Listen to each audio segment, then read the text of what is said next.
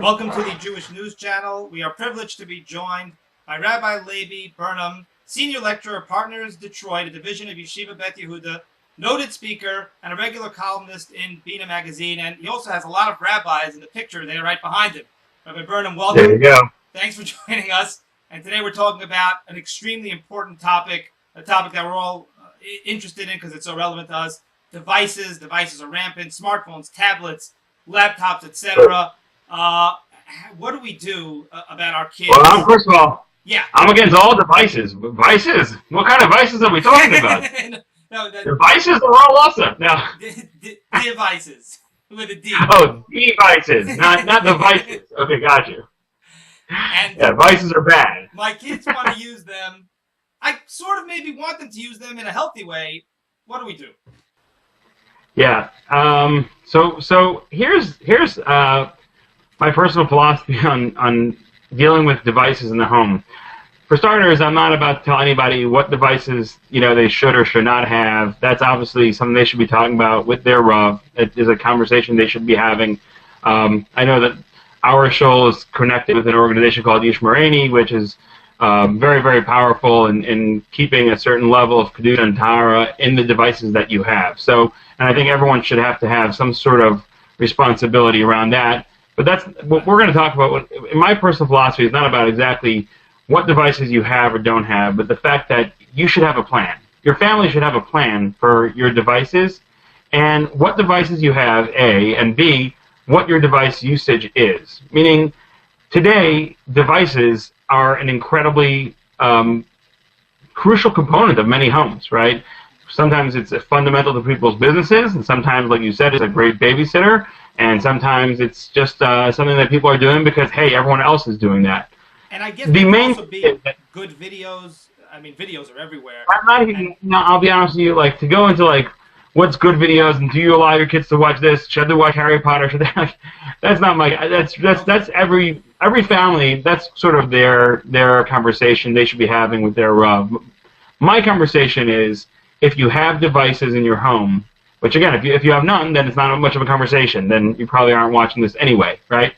But if you do have devices in your home and you're using them, the question is, what is your device strategy? What is your plan? Do you have it written down somewhere? Have you and your wife sat down and said, what is our device strategy? How many devices do we want in our home? Do we have a list of all the devices that are connected in our home? Do we know what levels of password each one has? What levels of access each one has? What times each one can be used, right? And what times they cannot be used? Where they are? Where are the devices in my home? How many devices are connected? And I don't know where they are right now, right? The average home today in America probably has a dozen devices, right? Do you know where all your devices are at all times? Or maybe, I don't know, I think my teenager's got one in her room, and then, my son, I think he took one to yeshiva. It's about responsibility with your devices. Number one, knowing where your devices are. Number two, knowing what you want those devices to have in terms of access and in terms of time, right? So certain devices you say, this is a device used by the children. I don't want it being used past 7 p.m. on a school night, or past 8 p.m. on a weekend night. I'm sorry. So basically, sitting down with your spouse and creating a plan for the devices in your home, where they are, what they have access to, what time they can be used, and what time they cannot be used, and what they cannot access, etc., etc. That's, I think, the most important first step. Because if you don't have a plan, your default is hakol mutterlach, right? That's really kind of what goes on. If you don't have a plan, it ends up just being a hefkervelt, and that's not a good situation. So I'm not here to tell you what you should watch, what you shouldn't watch, what level of filter and screens. That's a different conversation, and you should be in touch with the TAG and your Rav and Yishmareni and all the million organizations doing that. I'm saying take out a pen and paper and put down a plan. It's a great point, and you're really hitting on, I think, which is something which is super common for me, and I think a lot of others, is the default that you were referring to. We kind of don't want to deal with it. We're pushing it off. We know we have to get to it. We know it's going to be tricky. So we kind of just look the other way and say, hey, all right, tonight's okay. Tomorrow, we'll see about tomorrow, etc. And you're saying that actually could be far more detrimental, regardless of kind of the amount of time that's being spent on it. But that whole attitude could be bad. Right. And then what ends up happening often is, like, you get to a point where you just feel like, uh-oh, this is too much. It's out of control. And you say, okay, guys, that's it. From now on, nothing. And they're like, okay, but just this once. It's Friday afternoon, like you said before, you know. And then it slips and slides all over the place. There's just no clarity, no stability. Children love stability. Children love to know what's going on in their life. And I think it's important for them to be able to know you have a plan, and this is the plan, and you share it with the family at a Sunday evening dinner. This is our plan. Here are the list.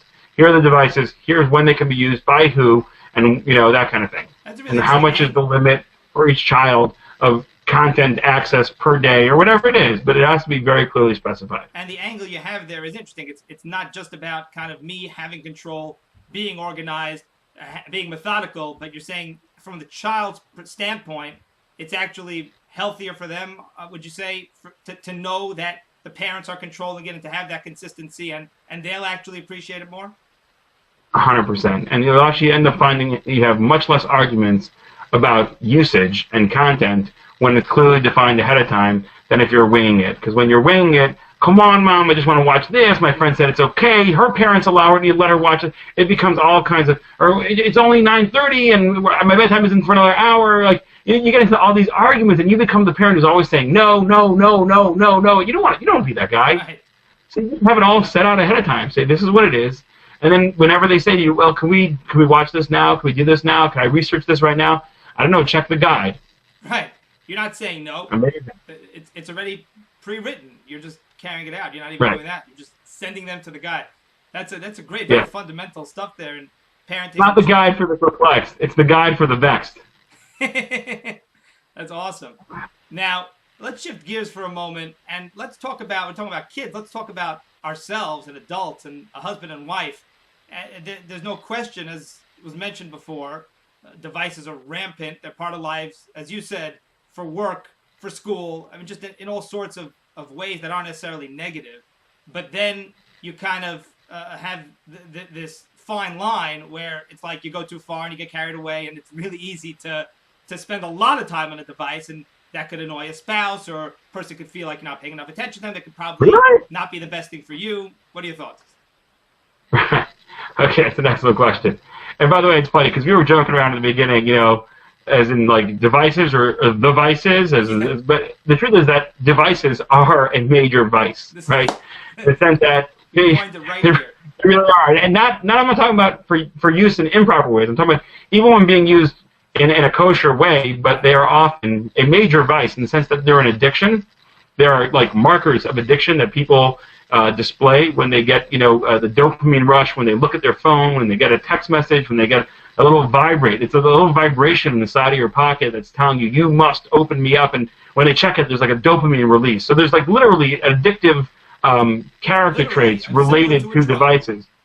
Say that again? Similar to a drug, literally, what it does to your brain. Exactly. Similar to a drug. And it does wreak havoc on marriages. It wreaks havoc on family time. The typical sort of like dad checking his phone in the middle of dinner, the mom who's busy late at night checking out whatever her content is, and the kids are sort of wandering off to bed on their own. And it does create. So what I would say is like this. The idea of having a plan is not something that should be limited to children. It's a responsible use of devices, and therefore that should be something in your plan. You should also have a plan for you and your wife, meaning the husband and wife, the father and mother. Just like the kids should have a plan, there should be a plan for responsible usage for the parents as well. It's so easy to get sucked into sort of the black hole of content and connection and sort of the clickbait where we're just clicking and clicking all over the place, and before you know, like where did the last hour go, and where are my children? More importantly, it's just so easy to get lost in that I think it's important for parents to have that too. So to have rules, for example, that at the table there is no phone, right? Not from the parents and not from the children. And there's a device called the kitchen safe where you can put your phones in and literally lock it for like an hour, and you cannot get your phone out for anything. So it's like you can put now an hour, by the way, that might be called cruel and inhuman torture, right? But you can put it in there for a half hour for the family dinner, whatever it is, and it's just not accessible, period, the end. This is awesome stuff, really, really powerful stuff. Can you spend a moment just telling us a little bit about Partners Detroit? Yeah, sure. Partners Detroit is an incredible organization where we work with pretty much Jews from every demographic, every age group. We work with children who are in elementary school all the way up to super seniors, and our goal is to basically provide Jewish education and experiences wherever there's a need for them in the entire Jewish Detroit. So everything from a Sunday morning minyan for people who don't go to minyan any other time the whole week, to classes throughout the week, to our amazing, like our flagship program, which is on Tuesday night. We have a base measures program where we have about 250 to 300 people coming together learning one-on-one every single Tuesday night. Just whatever topic they want to learn, and it's just the noise, the rumble of Torah study in that room is so powerful. It's an organization that really, it's where Detroit comes to learn. Rabbi Leiby Burnham, can you name all the rabbis on your wall?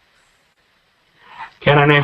We'll do that next time. Thanks so much for being here. I got a lot of rabbis in the picture, but I also have a lot of rabbis in all the books. That could take us a while, you know? And I think, really I actually have to get off because my device plan says it's time for me to get off the computer right now. So it's been great chatting with you. Thanks very much. Jewish News Channel, Rabbi Leiby Burnham. We'll see you back here soon.